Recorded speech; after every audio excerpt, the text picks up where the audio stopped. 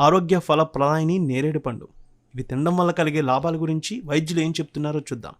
చాలా కాలంగా కడుపులో పేరుకుపోయిన మలినాలను బయటికి పోవడానికి నేరేడు పండు తినడం చాలా మంచిది. పేగుల్లో చుట్టుకుపోయిన వెంట్రుకలను కోసేసి బయటకు పంపించే శక్తి నేరేడు పళ్ళకు ఉంది. నేరేడు పండ్లు శరీరానికి చలవ చేస్తాయి. దీర్ఘకాలిక వ్యాధులకు నివారణకు నేరేడు పండ్లను తినడం వలన రోగ నిరోధక శక్తి పెరుగుతుంది, వ్యాధి తీవ్రత తగ్గుతుంది. మూత్ర సంబంధ సమస్యలు ఉంటే వారు ఖచ్చితంగా దీన్ని తీసుకుంటే ఉపశమనం ఉంటుంది. నీరసం, నిస్సత్తువ ఉన్నవారు నేరేడు పండు రోజుకు ఒక్కసారైనా తీసుకోండి. వెన్ను నొప్పి, నడుము నొప్పి, మోకాల నొప్పులు నయమవుతాయి. జిగట విరోచనాలతో బాధపడే వారికి నేరేడు పండు రసాన్ని 2 నుంచి 3 చెంచాల చొప్పున ఇవ్వాలి.